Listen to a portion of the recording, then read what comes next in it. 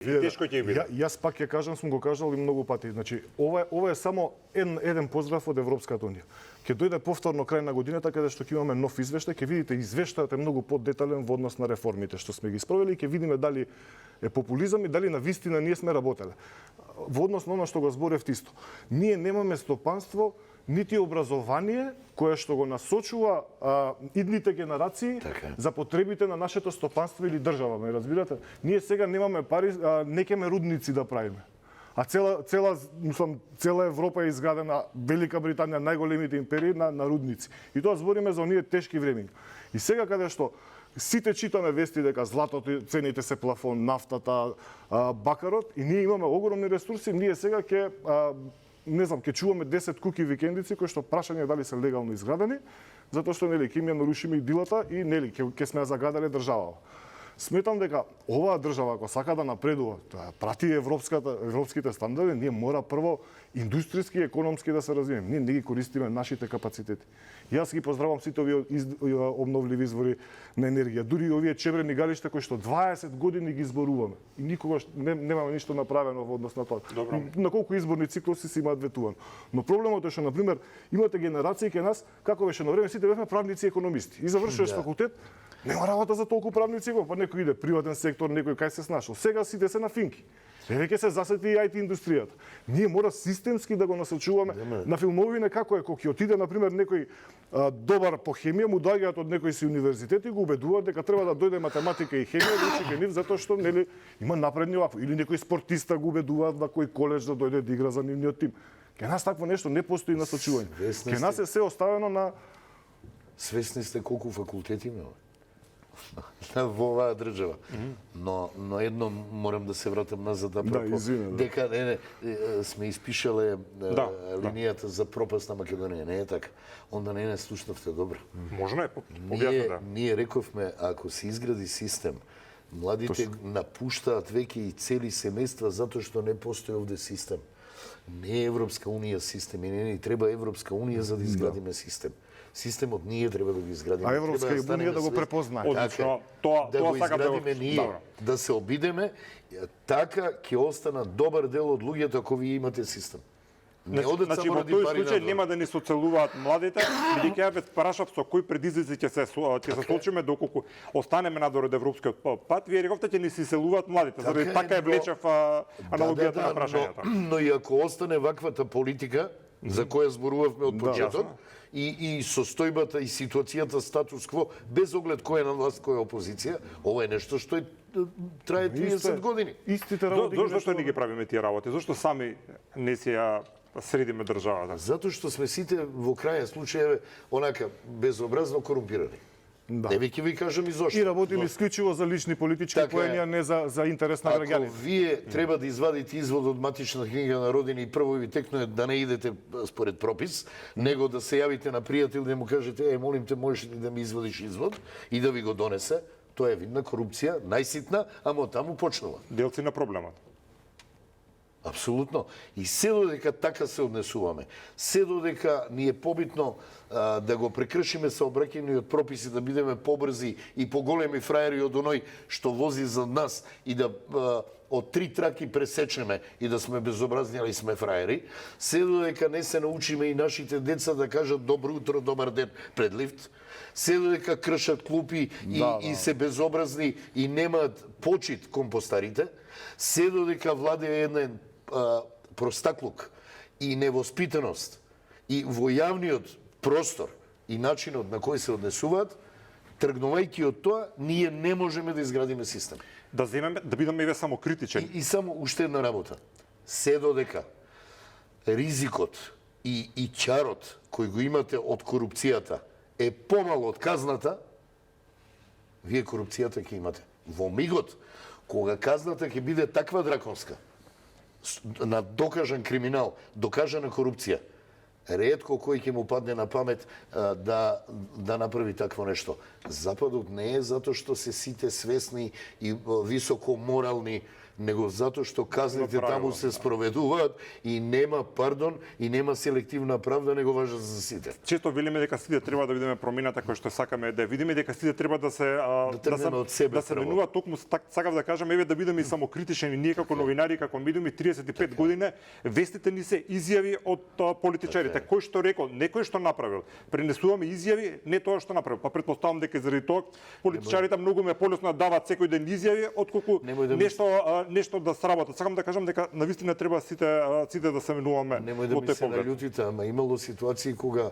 буквално новинарите биле навредувани од раководни лица во извршната власт и повторно трчале на пресконференции. Никогаш вие новинарите Не, тоа заради сте тоа, кажале, тоа говори за функционерите, меѓутоа новинарите работат за плата Да, ама сакам да кажам, и никогаш изборот е или бојкот. ќе изгуби работа или ќе Јас само никако вака не ќе сваќам кажам, што така да ќе се кажете. надоврзам нова последно. Значи ние имаме 120 пратеници, ви кажа зборат 5-6 души во собрание.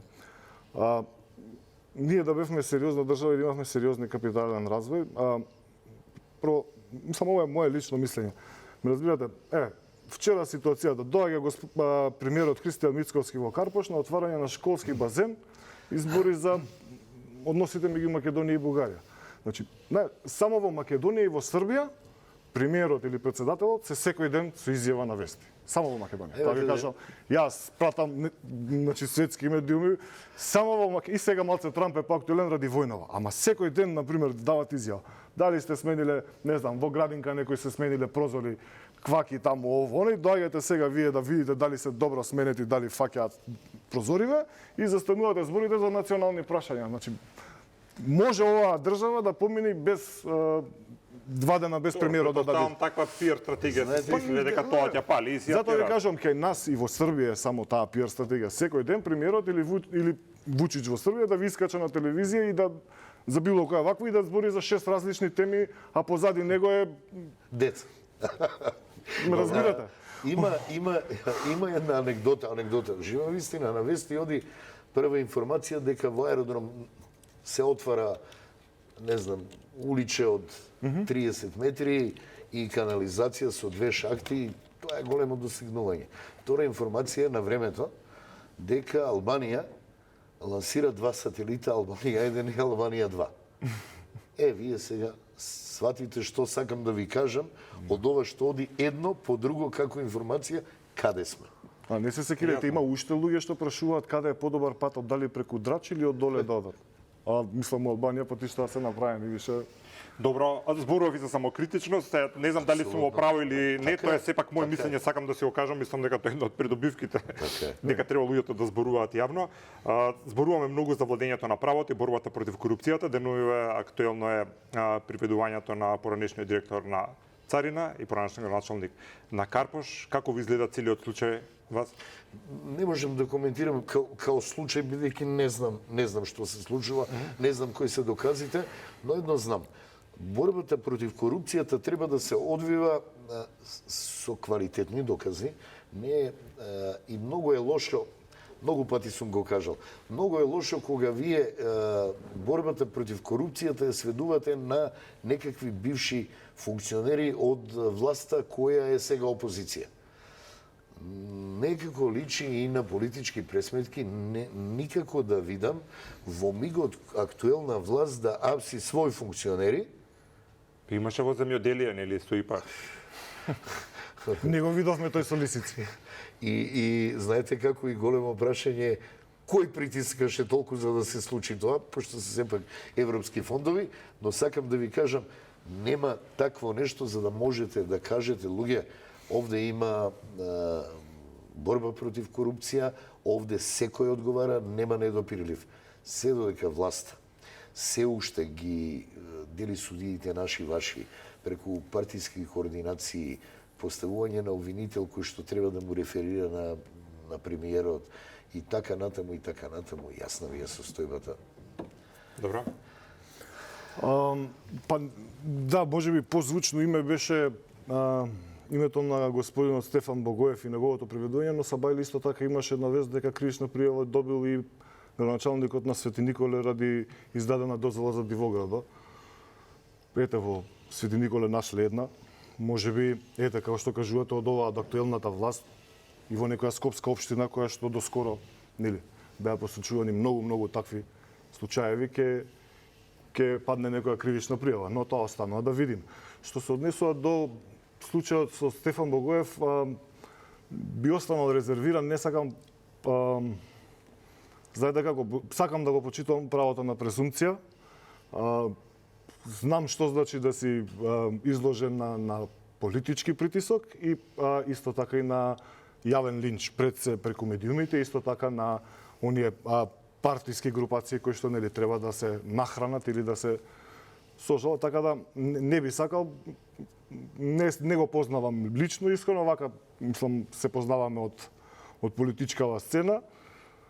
Не сте многу, се знаете сите, претпоставам. Па не, ќе ви кажам сега, нема, ќе останам резервиран. Прво, симптоматични ми се како се одвиваше, например, најавата и она сенсационализмот со апсењето, токму затоа го спомнав тубаво вие, функционерот од ИПАР програмата кој што беше уопсен, него не го видовме да го сликаат, да го чекаат камери со лисици, Гледавме во судница сите. со такви работи. На крај на последната на речиштето каде што дава искази. Така да ние системски мислам дека се уште исто, и ако ги обвинуваме бугарите дека не се зрели, можеби ние имаме некои незрели постапки кои што треба малку дуѓево да ги релаксираме од такви работи, затоа што не е сатисфакција за мене тоа да се ситиш на некоја овакво. Од друга страна, останува да видиме, еве, јас и понатаму верувам во овој судски систем. Сметам дека ова е више чим се постапува во оваа постапка, таму се има више завршена е истрагата, ќе се влезе во распит и да видиме што ќе излезе. Не би Дека луѓето коментира, интересно ми е дека за сумата со која што најверојатно ќе одговара е под 2000 евра некоја. Не, политички би можел да го искоментирам тоа околу сумата. Вака логиката ми кажува дека, знаете, поранешен директор на Царина и поранешен градоначалник на општина Карпош да го тапетирате со лисици за 2000 евра мене го прашате политичка елиминација. Добре. За корупција, кога го етикетирате со корупција од 2000 евра, за мене тоа ми личи на политичка. А зошто политичка елиминација, на кого му смета? Мислам, не е Па активен. не знаме сега, баш токму од тој аспект пак. Значи, тоа е некоја си политичка сцена во СДСМ која што токму еве Стефан Богоев политички неактивен, не е дел од оваа структура и раководство на вакво, поранешен потпредседател е, но нели таму имаше некои таласања дека нова група, стари нови функционери нели ќе прават движење, ќе пробуваат, така да не би сакал да шпекулирам. Но во однос на овие работи, сумата за која што се терите господин Богоев, мене поише ми иде на театар од 3 дена. Се сомневате дека ова практично може би, како што велите вие, интерна пресметка во СДСМ? Тоа е едната варијанта. Мојата друга варијанта е дека, нели, после ова посета на господинот Антонио Кошта и истите пораки кои што по четврти пат ги добиваме, мислам дека етерот и нели сликата на граѓаните мораше да биде нахранета со некои сочни теми кои што нели ке нас пиар пропагандата често ги работи. Само добро. Имаме еден голем проблем, знаете како последно време, неколку години, судството стана театар. Зошто секое судење се пренесува јавно, се коментира јавно. Буквално е као една турска серија со продолжение секој предмет, а на тој начин вие презумпцијата на невиност не ја штитите. И најинтересна работа, дури е сега разговарајќи, слушајќи ве, она што е изјава, тој е уапсен затоа што проневерил толку пари. Ние тек ни предстои судска постапка која треба да го докаже тој и прашање дали ќе го докаже.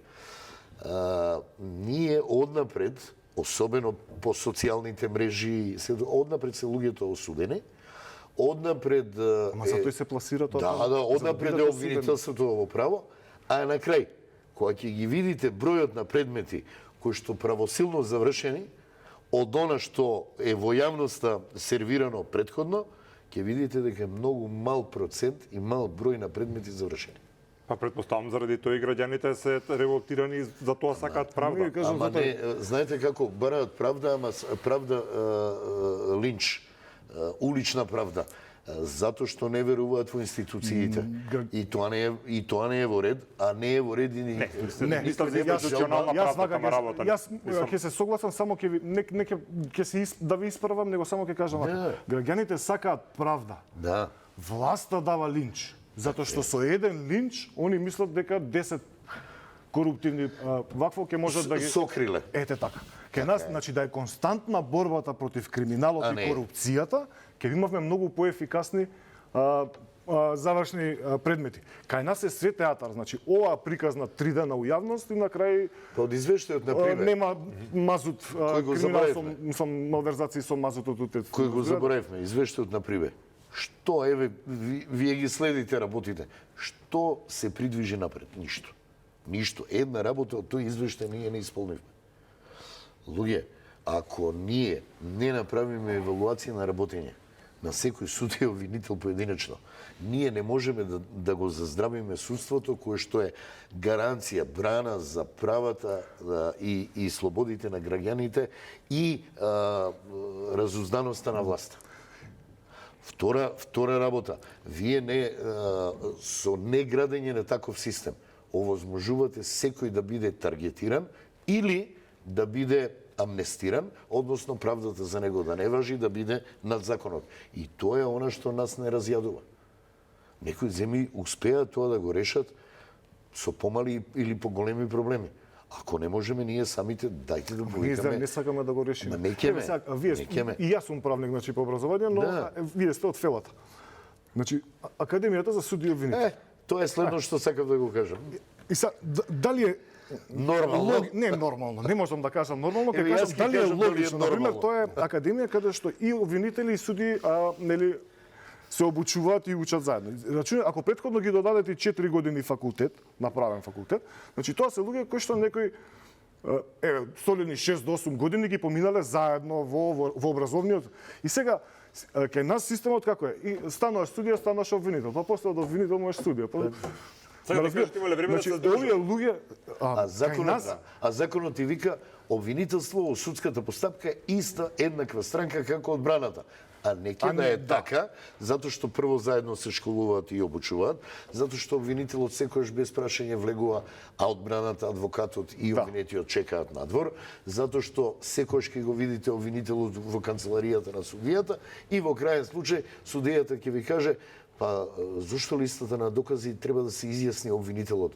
Па чекај, ја не сум се изјаснил за доказите на обвинителот, не си мене прашал, а бараш за моите докази да се изјасни обвинителот, а ние сме еднакви странки според законот. Некои работи... Ја тоа сакам, тоа ми беше прашањето и ви благодарам за одговорот. Значи, кај нас треба да се раздвојат овие две професии. Значи, ако се раздвојат, нема да има групирање или, да не бидам со тешки зборови, ама пак постои индици за двосторничко здружување или користење на конекциите од мислам, пак мала земја сме, сите се познаваме, помалку или повеќе. Али ова е една работа во која што насока која што треба да размислуваме. Апропо на ова што ми кажувате, ние можеби ги согледуваме проблемите и аномалиите во системите и како треба да се подобрат, ама и тоа е почетокот, значи следно би требало да биде понудено решение. Затоа што во институциите и во системот има такви аномалии што се граѓаните револтирани. Не знам дали го слушавте последниот ревизорски извештај за Институтот за јавно здравје. Што се случувало таму? Да. Значи, морам да ви прочитам, дел сакам да го прокоментирате, бидејќи ова е од делот верували или не, 2026 година, земја членка на НАТО. Дел од луѓето примале плата, не доаѓале на работа. Колеги ги евидентирале дека доаѓаат на работно место, за тоа си добивале пари. Тоа е братче, ќе ти пуштам 100 евра месечно, куцни ме ако можеш. Некои лица биле примени на работа без административен испит, а исто така констатирани се неправилности, унапредување и исплаќање додатоци. Несоодветен начин имало за надградување на вработените, се набавувала непотребна медицинска опрема. Значи, трошени пари, место да направиме нешто за доброто за сите, трошени се пари за нешто што не требало. Најверојатно, не можеме да тврдаме ли за некоја комбинација.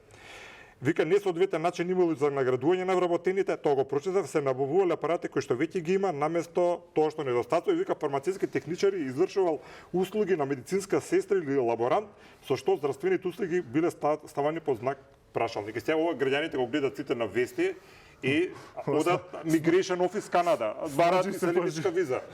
Мислам, сакам го кажам вака иронично, меѓутоа е тажно во суштина. Тоа е што постојано го зборуваме. Ова е класична дефиниција на башибозук. Ова е дефиниција и вакви ни се 80% од институциите.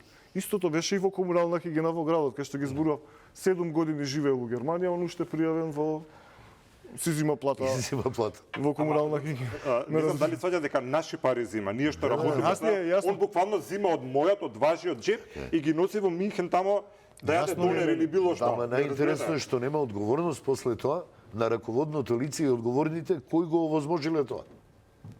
Никогаш нема одговорност за да кажеме. Например, вака да речеме, да влезете во од овие ревизии и стално ги читате по медиумите. Ревизијата утврдила не само за ЕВЕ, и за други институции какви све неправилности. Па ти ке нас да земеш само обвинителство од ревизиските извештаи да постапува што се дали економски криминал, дали финансиска полиција, ние ќе имаме нормална борба против корупцијата. Ке нас не се прави тоа, еве. Отворете во изминатиот месец ќе видите колку ревизиски извештаи имате од институциите во Република Македонија и дали е нешто постапено во однос на тоа. Нема, ништо не се постапува. И еднаш вака ќе најдат некое звучно име, ќе го на кој 3-4 дена во јавноста и колку извештаи ревизорски имаше за политичките партии. Да. И немаше никакво придвижување во обвинителството. Што сакате понатаму? Не знам, збориме за големите. Јас да ти кажам, ми кажа дека сме најтранспарентни за 2025. Партија граѓанска опција за 2020 беше најтранспарентна. Констатиравме состојбата, меѓутоа што ви рекол господинот Гајетов, главното филозофско прашање зошто? Зошто никој не презема ништо? Дали дали има на определени центри на економска политичка моќ кои што можеби ваквите ситуации одговара, бидејќи може да си владеат и да си го зголемуваат капиталот. Апсолутно. Искрено одговорам ово. Искрен одговор? Да. Еве ќе ви кажам вака. Значи во град Скопје не последнава на предпоследната седница беше донесена една одлука баш така начекав седницава. Значи кредитно задолжување за реконструкција и реновирање на 4 средни училишта со енергетски ефикасни фасади или не знам што. Значи кредит за 4 средни школи да добијат енергетска фасада.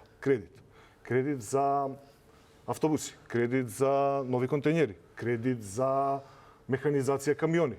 Исто и во државата. Значи, ке нас еден далновод да треба нова станица да направи МЕПСО, значи нашата држава, односно ЕЛЕМ се задолжува. Зимаат кредит, дали од домашни или од странски кредитни институции. Разбирате, ке нас, ние да имаме здрава држава, со здрава стратегија, што треба да инвестираме. На вистина капитални инвестиции да правиме, кои што за 5-6... Само ова што го зборите во ред, ама не е во прашањето моја. Не знам како да ви одговорам. Значи, ние мора да се насочиме ресурсите за да нешто да имаме плод. Цело дека нема плод, лутаме вака, идеме Европска унија, начекуваме на зид. Правиме реформи, немаме никаков, луѓето немаат впечаток дека има промена на било што. Имаме најниска доверба во судството, не се минува ништо повеќе од 5 години.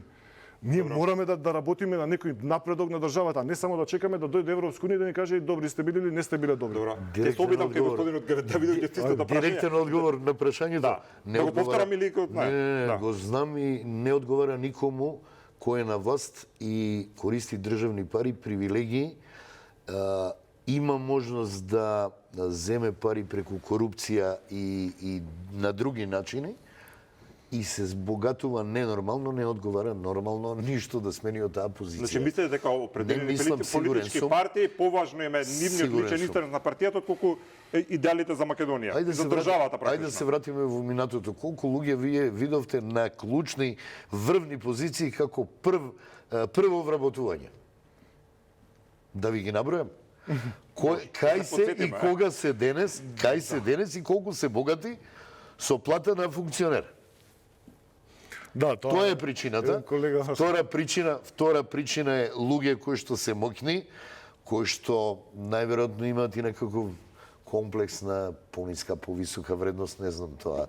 Тоа треба психијатар да го каже, каде што има обезбедување, има он е битен во општеството и го гледа општеството и народот само како гласачка машина, а не сваќа дека е он слуга на народот, него народот постои ради него, нема да одговара да се смени. Па имаш информација дека во Данска имаат регулатива дека јавниците тие што извршуваат јавна дејност, ако бидат фатени за крадење пари, дека ти меѓу другото одат и со психолог да разговараат, дека нешто со нив не е во ред.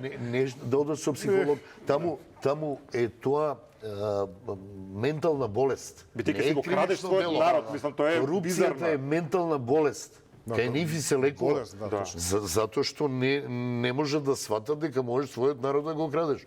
Второ, вие видовте премиерот на Холандија како замина бившиот од влада. На точак се поздрави со новиот премиер, му ги предаде документите, му посака успешна работа, излезе, се качи на точак и отиде дома. Кога вие И стана генерален секретар на НАТО. председател или секретар на општина сте виделе на точак да се качи да отиде дома, а да не зборувам за повисоките функционери. Тоа е кај нас незамисливо. Добро. Спомнав она содружението, сакав да кажам дека од институционално ниво, значи државата, институции, све што треба да се реализира кај нас се должи дали кај некоја банка или нели. Некој капитал кој што е окрупнет од 20, 3 или 5 луѓе кои што кај нас секогаш можеш да должиш на некој. Кај нас најчесто така, значи ако ти на институцијава и завршиш да исполни своето ветување, ние после ти должиме тебе отворени врати некој. Тоа е оној систем на корупција која што се создава, мислам создадена е кај нас и се практикува години без разлика кој политички субјект е на власт, мислам. Добро, ви благодарам на двајца да учествувате во Благодариме вчерашната на емисија. поканата. Мислам дека одговоривме и актуелни и суштински прашања што Да. се државата. Ќе се видиме во друг состав секако Благодарам. и во иднина. И благодарам уште еднаш. Да. Почитувани, ви благодарам и вам и останете со програмата на Канал 5.